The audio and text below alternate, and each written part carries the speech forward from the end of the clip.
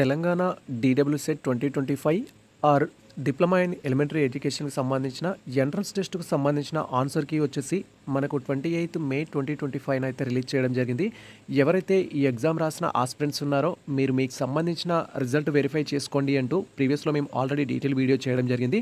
That to be like మీ యొక్క response sheet ఏ విధంగా download చేసుకోవాలి, ఎంట్రన్స్ టెస్ట్లో మీకు ఎన్ని మార్క్స్ వచ్చాయి, ఏ విధంగా క్యాలిక్యులేట్ చేసుకోవాలని కంప్లీట్ ఇన్ఫర్మేషన్ ఆ వీడియోలో ప్రొవైడ్ చేయడం జరిగింది. అండ్ ఆ వీడియో చూసిన ప్రతి ఆస్పిరెంట్స్కి మేము ఒక రిక్వెస్ట్ చేయడం జరిగింది.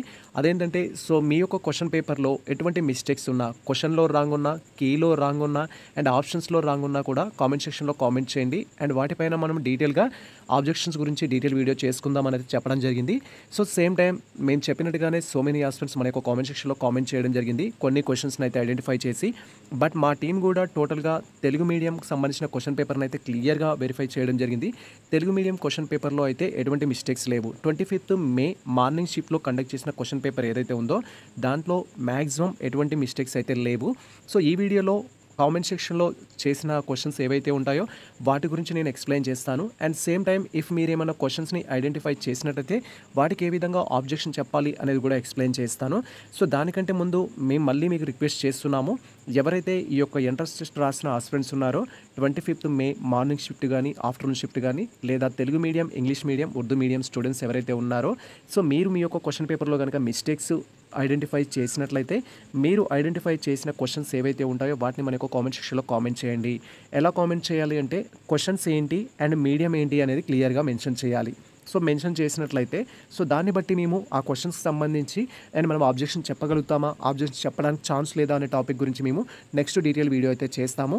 సో మేము రేపు ఆఫ్టర్నూన్ 3 PM వరకు సో మన క్వశ్చన్కి సంబంధించిన వాటిపైన మేము ఆబ్జెక్షన్ చేస్తాము. ఇప్పుడు మీరు ఐడెంటిఫై చేసిన క్వశ్చన్స్ ఏమైనా ఉంటే కామెంట్ సెక్షన్లో కామెంట్ చేయండి. ప్రజెంట్ అయితే తెలుగు మీడియంలో మేము పూర్తిగా అబ్జర్వ్ చేసాము, ఎటువంటి మిస్టేక్స్ లేవు. అండ్ అదేవిధంగా సో మరొక రిక్వెస్ట్, ఆబ్జెక్షన్ చెప్పడం వల్ల బెనిఫిట్ ఏంటి అని సో మెనీ ఆస్పిరెంట్స్ అయితే అడుగుతున్నారు. ఈ యొక్క ఆబ్జెక్షన్ చెప్పడం వల్ల బెనిఫిట్ ఏంటి అంటే ఫర్ ఎగ్జాంపుల్ మీకు ఇప్పుడు ఒక 46 మార్క్స్ వచ్చాయి అండ్ మనం టోటల్ క్వశ్చన్ పేపర్లో 2 మిస్టేక్స్ అనేది ఐడెంటిఫై చేసాము. ఐడెంటిఫై చేసినట్టయితే 2 మార్క్స్ అనేవి మనకు యాడ్ కావడం జరుగుతుంది.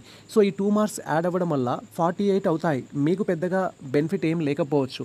బట్ ఎవరైతే 2 మార్క్స్ తోటి అన్క్వాలిఫైడ్ ఉన్న క్యాండిడేట్స్ ఉంటారో లైక్ ఓసీ క్యాండిడేట్స్ కావచ్చు, బీసీ క్యాండిడేట్స్ కావచ్చు, వారికి 33 మార్క్స్ వచ్చాయి అండ్ ఇంకా 2 మార్క్స్ వస్తే వాళ్ళు క్వాలిఫైడ్ అవ్వడానికి ఛాన్స్ ఉంటుంది. కనీసం వాళ్ళు సో సర్టిఫికేట్ వెరిఫికేషన్ వరకైనా వెళ్ళి వెబ్ ఆప్షన్స్ పెట్టుకున్నాక నాకు సీట్ రాలేదు అని డిస్సాటిస్ఫై అయినా పర్లేదు, కానీ ఇక్కడ నేను క్వాలిఫైడ్ కాలేను అనే ఫీలింగ్ ఏదైతే ఉంటుందో గిల్టీగా ఫీల్ అవుతారు.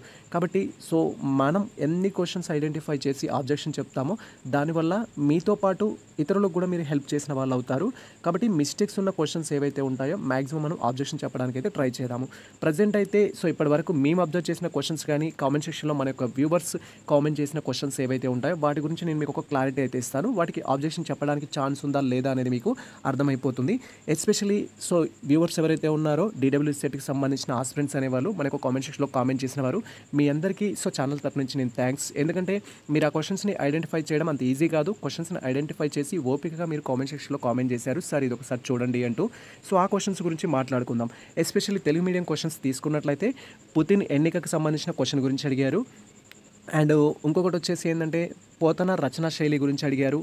అండ్ మరొకటి వచ్చేసి ఏంటంటే సో మనకు హలం నాగలికి సంబంధించిన టాపిక్ గురించి అడిగారు.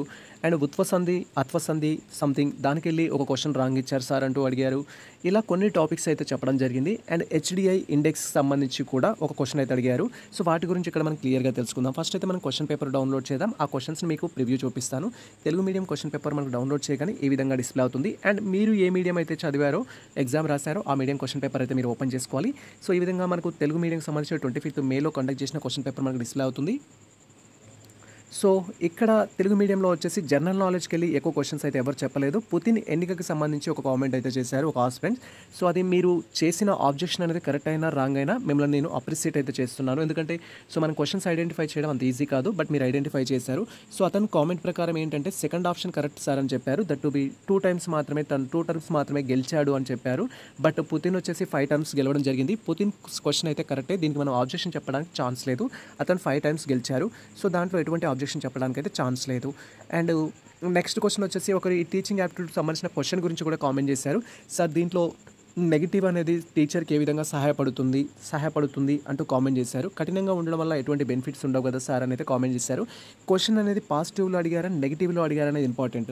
క్వశ్చన్ ఇక్కడ క్లియర్గా అబ్జర్వ్ చేసినట్లయితే మనకు తక్కువ సహాయపడేది అని అడిగారు. అంటే నెగిటివ్ క్వశ్చన్ అడిగారు. ఎక్కువ సహాయపడేది అంటే పాజిటివ్, తక్కువ సహాయపడేది అంటే నెగిటివ్.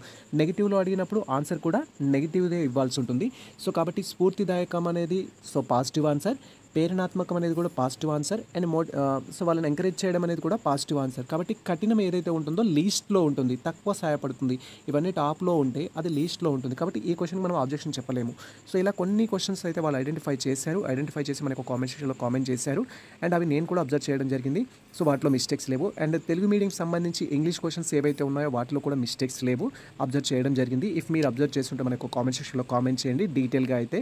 అండ్ తెలుగు మీడియంకి వచ్చినట్టయితే తెలుగు మీడియంలో కూడా హలము అనే టాపిక్ గురించి అండ్ ఉత్పత్సంధికి సంబంధించిన టాపిక్ గురించి ఎక్కువైతే చెప్పారు. ఉత్పత్సంధి వచ్చేసి ఇంగ్లీష్ మీడియం క్వశ్చన్ పేపర్లో ఉంది. అండ్ తెలుగు మీడియం పేపర్లో అయితే అత్వసంధి ఉంది. భాస్కర అనేది మకుటమే, ఇది మనకు అందరికీ తెలిసిందే. ఒక పర్సన్ కామెంట్ చేశారు, సో ఇది మకుటం కాదు కదా అని. సో అది మకుటమే, పద్యానికి అలంకరణ కోసం, సో వాళ్ళు రాసే శైలిని నిరూపించుకోవడానికి సో వాళ్ళ పదాలు కొన్ని ఉపయోగించుకుంటారు మకుటం కింద. దెన్ ఇక్కడ సో మనం అనుకున్నది ఏంటి అంటే ఒక పర్సన్ వచ్చేసి కూడా సో మనకు స్త్రీ పదానికి వికృతికి సంబంధించి కామెంట్ చేశారు. సో ఇది మీరు ఏ బుక్లో చూసినా ఇంతి అనేది ఉంటుంది. సో పెద్దగా మనం కామెంట్ చేయాల్సిన అవసరం లేదు. స్త్రీ పదానికి ఇంతి అనేది కరెక్ట్ ఆన్సరే. సో హలము one of the important topic ఇది. టోటల్గా కామెంట్ సెక్షన్లో ప్రతి కామెంట్ చేసిన అతను మాత్రం హలము గురించే కామెంట్ చేశారు. హలం తప్పించారు సార్, హలంది ఆన్సర్ తప్పు అంటూ. సో ఇక్కడ ఫస్ట్ మీకు హలము అనే పదానికి పర్యాయ పదాలు అడిగారు, సమానార్థం వచ్చేది. సో మనకు దానికి సంబంధించిన పదాలు అయితే ఉపయోగించడం జరిగింది. సో హలము అంటే ఏంటంటే ఫస్ట్ భూమిని సదును చేసేది, భూమిని దున్నడానికి ఉపయోగించే పరికరాన్ని మనం ఇక్కడ ఏమంటామంటే హలము అంటాం. సో భూమిని చదును చేసే పదాన్ని మనకు తెలిసిన భాషలో ఏంటంటే ఎవరికైనా నాగలి అని ఈజీగా అర్థమవుతుంది. సో నాగలి కరెక్ట్ ఆన్సరే. బట్ ఇక్కడ మనకు జత ఇచ్చారు, జాయింట్ ఇచ్చారు. నాగలి మాత్రం కరెక్ట్ అయితే సరిపోదు, దాని పక్కనున్న గొడ్డలి కూడా కరెక్ట్ అవ్వాలి. సో నాగలి అనే దాంతో మనం ఏం చేస్తామంటే భూమిని చదును చేస్తాం, దున్తాము. కాబట్టి నాగలి కరెక్టు. బట్ గొడ్డలి అనేది సో భూమిని సదును చేయడానికి ఉపయోగించే పనిముట్టు కాదు. సో భూమిపైన ఉన్న మొక్కలని సో అవి ఏవైతే ఉంటాయో కలుపు మొక్కల్ని వాటిని తీసేయడానికి ఉపయోగించేది, అది భూమిని సదును చేయడానికి కాదు. గొడ్డలి అనేది రాంగ్ ఆన్సర్. ఇప్పుడు గొడ్డలి అనేది రాంగ్ ఆన్సర్ అయితే మనం ఎలిమినేషన్ ప్రాసెస్ తీసుకోవాల్సి ఉంటుంది. ఎలిమినేషన్ ప్రాసెస్ తీసుకుంటే ఫస్ట్ ఆప్షన్ రాంగే అండ్ అదేవిధంగా థర్డ్ ఆప్షన్ కూడా రాంగే. సో గొడ్డలి అనేది హలముకు పర్యాయ పదం కాదు. ఫస్ట్ నాగలి కరెక్టే, హలముకి పర్యాయ పదం గొడ్డలి కాదు. అండ్ నెక్స్ట్ వన్ వచ్చేసి ఏంటంటే రైతు చూడండి ఇక్కడ మీరు. సో రైతు అనేవారు వ్యక్తి, సో అతను పనిముట్టు కాదు. వ్యవసాయాన్ని సదును చేస్తాడు, తను సదును చేయడానికి వినియోగించే పనిముట్టు కాదు. సో భూమిని సదును చేయడానికి వినియోగించే పనిముట్టు రైతు కాదు. కాబట్టి దీన్ని కూడా స్కిప్ చేస్తాం. అంటే ఆప్షన్ 4 రాంగే, ఆప్షన్ 3 రాంగే, ఆప్షన్ 1 రాంగే. సో 3 రాంగ్ అయినప్పుడు మనకు కరెక్ట్ ఆన్సర్ ఏంటి? అప్పుడు ఎలిమినేషన్ ప్యాటర్న్లో వెళ్తే సో మనకు కరెక్ట్ ఆన్సర్ ఏంటి అంటే సీరము కుంతలము అనేది కరెక్ట్ ఆన్సర్.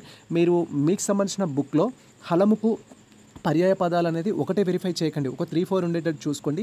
అవసరమైతే సమ్ టైమ్స్ మనం గూగుల్ చేసినా కూడా మనకు డిస్ప్లే అవుతుంది. ప్రీవియస్లో సో మెనీ టైమ్స్ రావడం జరిగింది. హలము పర్యాయ పదాలు వచ్చేసి నాగలి, సిరము, కుంతలము అనేది కరెక్ట్ ఆన్సర్. మనకు గొడ్డలి కాదు, రైతు కాదు. సో గొడ్డలి కాదు, రైతు కాదు కాబట్టి మనకు ఉన్న ఆప్షన్ ఏంటి అంటే ఇక్కడ సో సిరము, కుంతలం. దీనికి ఆబ్జెక్షన్ చెప్పడానికి ఛాన్స్ లేదు. సో ఎవరైతే కామెంట్ సెక్షన్లో నాగలి కరెక్ట్ అని చెప్పారో నాగలి కరెక్టే, బట్ ఆ రిమైనింగ్ ఆప్షన్స్ కరెక్ట్ కాదు. అందుకే మనకి ఇక్కడ ఇచ్చిన కీలో ఇచ్చిన ఆన్సర్ ఏదైతే ఉంటుందో అది కరెక్ట్. సో ఈ విధంగా మీరు ఎటువంటి క్వశ్చన్స్ని ఐడెంటిఫై చేసినా కామెంట్ సెక్షన్లో కామెంట్ చేయండి. మేము డీటెయిల్ రివ్యూ ఇస్తాం దానికి. సో వీడియో చేద్దాం అనుకున్నాం, బట్ అందులో ఒకటి కూడా లేదు కాబట్టి ఆబ్జెక్షన్ ఏ విధంగా చెప్పాలి అనే టాపిక్ గురించి మేము వీడియో చేయలేదు. అండ్ నెక్స్ట్ వీడియో కూడా చేస్తాము మీకు ఫర్దర్ అప్డేట్స్ కోసం, దానికోసం కూడా వెయిట్ చేయండి. అండ్ నెక్స్ట్ థింగ్ వచ్చేసి ఇక్కడ సరళ దేశ సంధి. సో ఇది ఓకే. సో ఇది ఎస్ వట్టికోట సంబంధించిన రచనలు కానిది అని ఇచ్చారు. రచనలు కానిదో గంగు కాదు సార్ అని చెప్పారు so many friends. So Gangu అనేది కూడా ఆయన రచననే, మోదుగు పూలు అనేది మాత్రమే ఆయన రచన కాదు, కానిది అన్నారు. సో మనకు అందరికీ తెలిసింది ఏంటంటే ప్రజల మనిషి జైలు లోపల మాత్రమే ఆయన రచనలు అని తెలుస్తాయి, ఎక్కువ ఫేమస్ కాబట్టి అవి. గంగు కూడా ఆయన రచనే, కాదు అని ఇచ్చారు కాబట్టి మీకు ఆప్షన్స్లో ఏముండాలి? ఇవి రెండే ఉండాలి. సో కాబట్టి మోదుగు పూలు అని కీలో ఇచ్చారు. అండ్ సో ఆన్సర్ ప్రకారం మనకు యాజ్ పర్ బుక్ ప్రకారం కూడా మోదుగు పూలు మాత్రమే కరెక్ట్ ఆన్సర్. సో ఈ తెలుగు పేపర్లో అయితే ఇంకా మిస్టేక్స్ ఏం లేవు. అండ్ నేను ఇంకొక కామెంట్ కూడా అబ్జర్వ్ చేశాను, నా తెలంగాణ కోటి రత్నాల వీణ అనేది. సో ఇది very easy question, so many aspirants తెలిసిందే. సో ఈ నినాదాన్ని ఇచ్చింది ఎవరు అంటే దాశరథి కృష్ణమాచార్యులు ఇచ్చారు. ఇది మనకు నిజాం పాలనకు వ్యతిరేకంగా ఆయన ఇవ్వడం జరిగింది. సో ఆ టైంలో తెలంగాణ ఉద్యమంకి సంబంధించి కానీ ఒక ఆస్పిరెంట్ వచ్చేసి కాళోజీ నారాయణరావు గారు ఇచ్చారు అని కామెంట్ సెక్షన్లో కామెంట్ చేశారు. కాళోజీ నారాయణరావు గారు అది ఇవ్వలేదు. సో కాళోజీ నారాయణరావు ఒక సిరాజ్ చుక్క, లక్ష కథల మెలిక సంథింగ్ ఆ ఒక అవార్డు ఇవ్వడం జరిగింది. సో అది చాలా ఫేమస్ ఆయనకి. ఇక్కడ దాశరథి కృష్ణమాచార్యులు ఏదైతే ఉందో నా తెలంగాణ కోటిరత్నాల వీణ అనేది ఇవ్వడం జరిగింది. సో ఇవి అండ్ పోతన కవిత శైలి, సో అది శబ్దాలంకారమే, దాంట్లో ఎటువంటి మిస్టేక్ లేదు. ఈ కామెంట్ కూడా చూడడం జరిగింది. సో మేము టోటల్గా అయితే ఈ యొక్క తెలుగు మీడియం సంబంధించిన టోటల్ క్వశ్చన్ పేపర్ అయితే అబ్జర్వ్ చేసాము. దీంట్లో ఎటువంటి మిస్టేక్స్ కూడా లేవు. సో దీనికి ఆబ్జెక్షన్ చెప్పడానికి అయితే అవకాశం లేదు. ఇఫ్ మీరేమైనా పర్టికులర్గా విత్ ప్రూఫ్ తోటి ఐడెంటిఫై చేసిన క్వశ్చన్స్ ఉంటే వాటిని మన యొక్క కామెంట్ సెక్షన్లో కామెంట్ చేయండి. రేపు ఆఫ్టర్నూన్ వరకు మనం ఆబ్జెక్షన్ అయితే చేద్దాం. అండ్ ఇది వచ్చేసి మనకు ఇంగ్లీష్ మీడియంకి సంబంధించిన question paper. English medium question పేపర్లో కూడా తెలుగు క్వశ్చన్సే ఎక్కువ కామెంట్ చేశారు. తెలుగులో మిస్టేక్స్ ఉన్నాయి సార్ అంటూ. సో తెలుగుకు సంబంధించిన టాపిక్ అయితే చూద్దాం మనము. ఆ మిస్టేక్ ఏంటి అనేది కూడా నేను ఇక్కడ క్లియర్గా అయితే వెరిఫై చేస్తాను మీకు. సో ఒక సంధికి సంబంధించిన ఇన్ఫర్మేషన్ ఇచ్చారు. అది మనకు సవర్ణ దీర్ఘ సంధి అంటూ సో మెనీ ఆస్పిరెంట్స్ కామెంట్ చేయడం జరిగింది. యాక్చువల్గా అయితే అది సవర్ణ దీర్ఘ సంధి కాదు, మనకు అత్వ సంధినే ఆన్సర్. సో మీరు మీ యొక్క రెఫరెన్స్ బుక్ కూడా వెరిఫై చేసుకోండి. సో దానికి మనం అయితే ఆబ్జెక్షన్ చెప్పడానికి అయితే ఛాన్స్ లేదు. ఇలా టోటల్గా మేము ప్రతి క్వశ్చన్ పేపర్ అయితే వెరిఫై చేసాము, especially Telugu medium and English మీడియంకి సంబంధించి. సో దాంట్లో అయితే ఎటువంటి మిస్టేక్స్ అయితే మాకు కనిపించలేదు. సో ఇక్కడికి వెళ్ళి మనకు తెలుగు మీడియం క్వశ్చన్ పేపర్ అయితే డిస్ప్లే అయింది. తెలుగు మీడియంలో సో సంధి ఎస్ చింతాకు అనేది ఏ సంధి అనేది మనకు క్వశ్చన్. చింతాకు అనేది సో చింతా ప్లస్ ఆకు వస్తుంది కదా సార్, అది సవర్ణ దీర్ఘ సంధి అవుతుంది అంటూ సో మెనీ ఆస్పిరెంట్స్ అయితే కామెంట్ చేయడం జరిగింది. యాక్చువల్గా చింతాకు అనేది వెరీ వెరీ ఇంపార్టెంట్ సంధి. అది మనకు అత్వ సంధిలో వన్ ఆఫ్ ది పార్ట్. మీరు గూగుల్ చేసినా కూడా మ్యాక్సిమం మీకు అత్వ సంధికి సంబంధించిన ఎక్స్ప్లెనేషన్ ఇవ్వచ్చు. సో ఇది కూడా మనకు అత్వ సంధినే, దీనికి మనం కామెంట్ చేయడానికి అయితే ఛాన్స్ లేదు. సో మీరు ఇక్కడ క్లియర్గా చూడొచ్చు చింతాకు సంబంధించిన రెఫరెన్స్ అయితే చింతాకు ఏ సంధి అనేది చింతా ప్లస్ ఆకు అనేది అయితే మనకి ఇక్కడ చింతాకు అని సంధి రూపంలో అయితే రాయొచ్చు. సో దీనికి అత్తునకు సంధి ప్రయోగనప్పుడు అది మనకు అత్వ సంధి అయితే అవుతుంది. సో ఇది మనకు చింతాకు అనేది అత్వ సంధి అనేది కరెక్ట్ ఆన్సర్. దీనికి మనం ఆబ్జెక్షన్ చెప్పడానికి అయితే ఛాన్స్ లేదు. సో టోటల్గా మేము అబ్జర్వ్ చేసిన క్వశ్చన్స్లో అయితే ఎటువంటి మిస్టేక్స్ లేవు. That to be Telugu medium question పేపర్లో అయితే ఎక్కడ కూడా మిస్టేక్స్ లేవు. అండ్ ఈవెన్ మ్యాథమెటిక్స్ సంబంధించిన ప్రాబ్లమెటిక్స్లో కావచ్చు, అండ్ సోషల్ సైన్స్ సంబంధించి కావచ్చు, తెలుగు కావచ్చు, గ్రామర్కి సంబంధించి కావచ్చు, జనరల్ స్టడీస్ కావచ్చు, ఎటువంటి మిస్టేక్స్ అయితే లేవు. ఇఫ్ మీరు తెలుగు మీడియం కానీ, ఇంగ్లీష్ మీడియం కానీ, ఉర్దూ మీడియం కానీ క్వశ్చన్స్ కనుక మిస్టేక్స్ సరిఫై చేసినట్లయితే మీరు ఆబ్జెక్షన్ చెప్పొచ్చు. అండ్ సేమ్ టైం మీరు అబ్జర్వ్ చేసిన క్వశ్చన్స్ ఏవైతే ఉంటాయో మన కామెంట్ సెక్షన్లో డీటెయిల్గా అయితే కామెంట్ చేయండి. సో దాని గురించి మనం రేపు ఒకసారి డిస్కషన్ చేసి అండ్ రేపు ఆఫ్టర్నూన్ మనం ఆబ్జెక్షన్ అయితే చెప్పేద్దాం. ఇఫ్ ఒకవేళ ఆబ్జెక్షన్ చెప్పాలి అంటే అది ఏ విధంగా చెప్పాలి సార్ అంటూ సో మెనీ ఆస్పిరెంట్స్ కామెంట్ చేస్తారు. కాబట్టి ఇక్కడ ఆబ్జెక్షన్కి సంబంధించిన క్లారిటీ ఇచ్చేస్తాను. మనకి ఇక్కడ కీ ఫార్మాట్ అయితే ఉంటుంది, ఇది మనం డౌన్లోడ్ చేసుకోవాలి. జస్ట్ ఇది డౌన్లోడ్ చేసుకున్నట్లయితే మనకు దాని యొక్క ప్రివ్యూ అయితే డిస్ప్లే అవుతుంది. మీరు ఇక్కడ క్లియర్గా చూడొచ్చు దానికి సంబంధించిన ప్రివ్యూ అనేది. సో మీరు ఇక్కడ క్లియర్గా చూడొచ్చు తెలంగాణ DWSET 2025కి సంబంధించి కీ ఆబ్జెక్షన్ ఫార్మాట్ అనేది మనకి ఇన్ఫర్మేషన్ అయితే ఉంటుంది. సో మీరు ఇలా స్క్రోల్ చేసినట్టయితే దీనికి సంబంధించిన మనకు ఆబ్జెక్షన్ చెప్పడానికి ఫార్మాట్ అయితే వాళ్ళు ఇవ్వడం జరిగింది. ఎప్పటి వరకు ఆబ్జెక్షన్ చెప్పొచ్చు అంటే మనకు 30 May 2025 5 PM వరకు అయితే చెప్పొచ్చు. సో ఇప్పటి వరకు మేము అబ్జర్వ్ చేసిన కీలో మిస్టేక్స్ అయితే లేవు. ఇఫ్ మీరు అబ్జర్వ్ చేసినట్లయితే నేను చెప్పే ప్రాసెస్ ద్వారా మీరు డీటెయిల్స్ అనేది ఫిల్ చేసి ఆబ్జెక్షన్ చెప్పాల్సి ఉంటుంది. అండ్ సేమ్ టైం మీరు అబ్జర్వ్ చేసిన క్వశ్చన్స్ ఏవైతే ఉంటాయో కామెంట్ సెక్షన్లో డీటెయిల్గా కామెంట్ చేయండి. సో దాని తర్వాత మనం డిస్కషన్ చేద్దాం ఒకసారి. అండ్ మనము 3 PM వరకు ఆబ్జెక్షన్స్ అయితే కంప్లీట్ చేసేద్దాం. సో ఇక్కడ మీరు క్లియర్గా అబ్జర్వ్ చేసినట్టయితే మనకు ఒక ఫార్మాట్ అయితే ఇవ్వడం జరిగింది. ఈ ఫార్మాట్ ఏదైతే ఉంటుందో నేను వార్డ్లోకి కన్వర్ట్ చేసి మనకు టెలిగ్రామ్ ఛానల్లో పోస్ట్ చేస్తాను. సో డైరెక్ట్గా మీరు అది డౌన్లోడ్ చేసుకున్న తర్వాత ఆబ్జెక్షన్ ఎవరైతే చెప్తున్నారో ఆ క్యాండిడేట్ యొక్క హాల్ టికెట్ నెంబర్ అనేది ఇక్కడ టైప్ చేయాలి. సో మీరు ఈ ఫార్మాట్ని సేమ్ నేను ఇచ్చిన ఫార్మాట్లోనే టైప్ చేసి అండ్ అక్కడ మీరు ఇవ్వాల్సి ఉంటుంది. మీ యొక్క హాల్ టికెట్ నెంబర్ అనేది DWSETకి సంబంధించిన హాల్ టికెట్ నెంబర్, మీ నేమ్ అనేది టైప్ చేయాల్సి ఉంటుంది. అండ్ మీరు exam date that is 25th May 2025 అయితే రాయడం జరిగింది. అండ్ ఎగ్జామ్ టైం మీరు మార్నింగ్ షిఫ్ట్లో రాసారా, ఆఫ్టర్నూన్ షిఫ్ట్లో రాసారా అనేది ఇక్కడ మనం టైప్ చేయాల్సి ఉంటుంది. అండ్ ఆ తర్వాత సో మనం ఆబ్జెక్షన్ చెప్పాల్సిన క్వశ్చన్స్ ఏవైతే ఉంటాయో అవి ఐడెంటిఫై చేసుకోవాలి.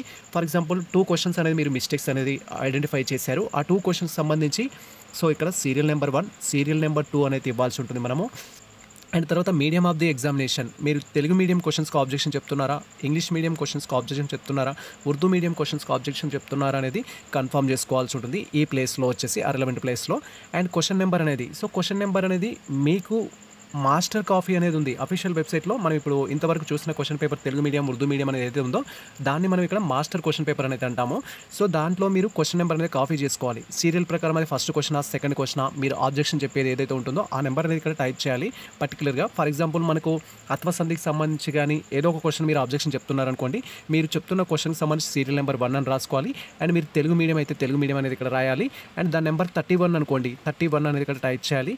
అండ్ ఆన్సర్కి యాజ్ పర్ ప్రిలిమినరీ కీ ప్రకారం వాళ్ళు ఇచ్చిన కీ ఏంటి, సో మనకు సెకండ్ ఆన్సర్ కరెక్ట్ అని ఇచ్చారు, సెకండ్ అని పెడుతున్నాం. బట్ మీరు సజెషన్ చేస్తుంది ఏంటి, అత్వసంధి సవర్ణ దీర్ఘ సంధి కరెక్ట్ అంటున్నారు కాబట్టి ఫస్ట్ 1 ఇవ్వాలి. సో మనం ఫస్ట్ అనేది ఇస్తాం. అండ్ మీ ప్రూఫ్ అనేది మీ దగ్గర ఉన్న వెబ్ బేస్డ్ డేటా ఉందా, ఆన్లైన్ డేటా ఉందా, లేదా మీరు తెలుగు మీడియం బుక్ చదివితే అందులో కనిపించిందా, లేదా మీకు సంబంధించిన బయాలజీ బుక్ చదివితే అందులో కనిపించిందా అనేది దానికి సంబంధించిన పేజీ నెంబర్స్ తోటి రిఫరెన్స్ చేయాలి. లేదా ఆ యొక్క ఫోటో ఏదైతే ఉంటుందో పర్టికులర్గా దాన్ని ఇక్కడ మనం పేస్ట్ చేయాలి. స్క్రీన్ షాట్ తీసుకొని దాన్ని ఇక్కడ మనం పేస్ట్ చేయాల్సి ఉంటుంది. ఇలా టోటల్గా మీరు ఎన్ని క్వశ్చన్స్ అబ్జర్వ్ చేస్తే అన్ని క్వశ్చన్స్కి serial number 1, serial number 2, serial number 3 అంటూ కాలమ్స్ యాడ్ చేసుకుంటూ పోవాలి. కంప్లీట్గా అది ప్రిపేర్ చేసుకున్న తర్వాత ఆ ఫార్మాట్ ఏదైతే ఉంటుందో దాన్ని మనం మెయిల్ చేయాల్సి ఉంటుంది. ఎప్పటి వరకు మెయిల్ చేయాలి, కన్వీనర్ ఆఫీస్కి 30 May 2025 5 PM వరకు మనం మెయిల్ అయితే చేయాల్సి ఉంటుంది. మెయిల్ చేసే వాళ్ళు వెరిఫై చేసుకోవడం జరుగుతుంది. మెయిల్ ఐడి వచ్చేసి ఇది. సో మీరు మెయిల్ చేసే ప్రాసెస్ మీకు తెలీదు అనుకుంటే కామెంట్ సెక్షన్లో మీరు ఏ క్వశ్చన్స్ అయితే ఐడెంటిఫై చేయడం జరిగిందో ఆ క్వశ్చన్స్ మన కామెంట్ సెక్షన్లో కామెంట్ చేయండి. మీ తరపు నుంచి మేము ఆబ్జెక్షన్ చెప్పడం జరుగుతుంది. బట్ ఇద్దరు ఆబ్జెక్షన్ చెప్తే ఆ క్వశ్చన్స్ని వాళ్ళు యాక్సెప్ట్ చేయడానికి ఛాన్స్ ఉండదు. సేమ్ క్వశ్చన్ మీరు మిస్టేక్స్ ఉన్నట్టయితే ప్రతి ఒక్కరు ఆబ్జెక్షన్ చేయండి. దానివల్ల ఏంటి అంటే ఒక 10 members 20 members ఆబ్జెక్షన్ చేసామనుకోండి, మార్క్స్ అనేది పెరగడానికి ఛాన్స్ ఉంటుంది. సో ఇది ఆల్రెడీ నేను చెప్పడం జరిగింది. 32 మార్క్స్ వచ్చిన వాళ్ళకి ఎలా యూజ్ అవుతుంది, 46 మార్క్స్ వచ్చిన వాళ్ళకి ఎలా యూజ్ అవుతుంది అనేది. ఇది మనకు కంప్లీట్ ఇన్ఫర్మేషన్ అయితే. సో ఈ ఇన్ఫర్మేషన్ మీకు నచ్చినట్లయితే మన వీడియో లైక్ చేయండి, మన ఛానల్ని సబ్స్క్రైబ్ చేసుకోండి. ఇలాంటి లేటెస్ట్ అప్డేట్స్ కోసం మన ఛానల్ని ఫాలో అవుతుండండి. కుదిరితే మీ మిత్రులకు షేర్ చేయండి. All the best all. Thank you for watching this video.